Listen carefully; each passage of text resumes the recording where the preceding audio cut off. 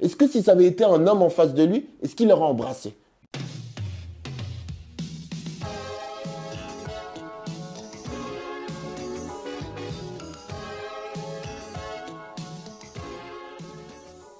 Salut les doves, j'espère que vous allez bien. Aujourd'hui, j'ai envie de revenir sur un scandale qui secoue la planète foot et qui va bien au-delà. Regardez les images.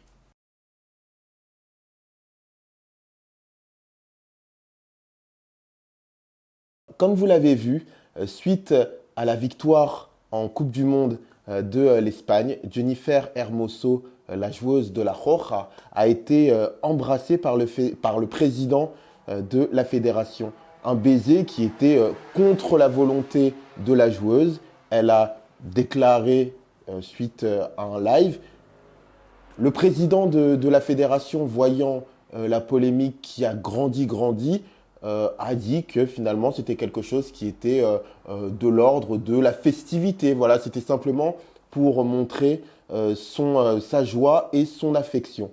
Suite à cela, Jennifer Hermoso a reçu pas mal de pression pour justement dire, aller dans ce sens-là, dire que ce n'était pas grave, etc., etc. Bien évidemment, il y a énormément de gens qui demandent la démission de ce président et qui soutiennent la joueuse. Mais il y a quand même une volonté d'étouffer cette affaire. Donc je voulais savoir quel était votre point de vue sur la situation. Je pense que on est dans une ère où ce genre de choses sont c'est totalement proscrit et on ne peut pas dire ah je ne savais pas. Je pense que lorsqu'on est un président de fédération, lorsqu'on a une image comme ça, une image de représentation et d'exemple, on peut d'une pas se permettre de faire ce geste-là et encore moins de jouer les BT en disant mais de quoi j'ai pas compris. Je trouve que c'est vraiment scandaleux et ça montre à quel point certaines personnes peuvent vivre dans un monde parallèle. Je ne sais vraiment pas, ou du moins se sentir tellement puissant que il y a un, je sais pas, ils ne vivent pas dans le même monde en fait que nous. Certains vont me dire ce n'est qu'un baiser, mais on peut pas dire ce n'est qu'un baiser parce que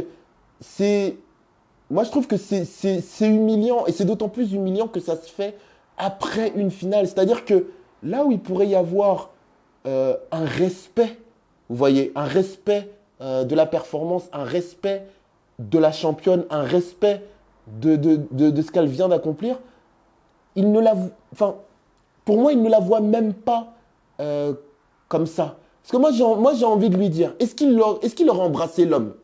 Est-ce que si ça avait été un homme en face de lui, est-ce qu'il l'aurait embrassé? Non, je pense que non.